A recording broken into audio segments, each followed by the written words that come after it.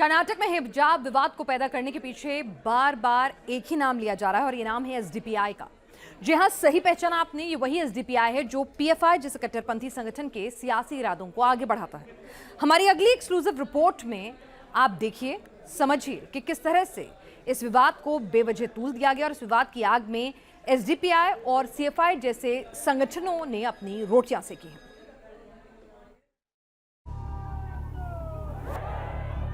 एक तरफ हिजाब के नाम पर प्रदर्शन और दूसरी तरफ है वो सच जिसका दावा कर रहे हैं उडुपी के पीयू कॉलेज से जुड़े रघुपति भट्ट।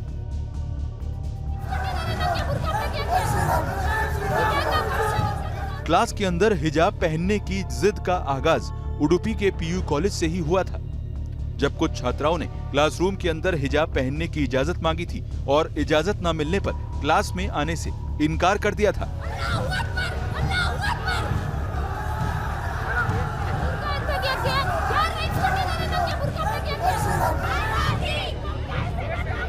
इसी पीयू कॉलेज की डेवलपमेंट काउंसिल में शामिल हैं रघुपति भट्ट, जो उडुपी से बीजेपी के टिकट पर चुने गए विधायक भी हैं। न्यूज नेशन ने जब पीयू कॉलेज से जुड़े विवाद को लेकर रघुपति भट्ट से संपर्क साधा तो उन्होंने हमारे साथ इस कॉलेज में छात्राओं की कई फोटो साझा की। हिजाब पहने नजर नहीं आती, जैसे कि इस फोटो को देखिए। फोटो में छात्राओं ने मास्क लगा रखा है, जो बताता है कि फोटो कोविड काल की ही है। इस फोटो में भी किसी छात्रा ने हिजाब नहीं लगा रखा।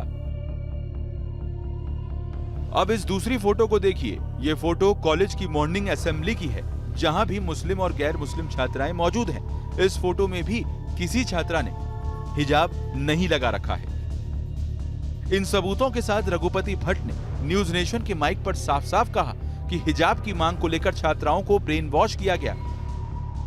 हिजाब पहनने का चलन कभी कॉलेज के अंदर था ही नहीं।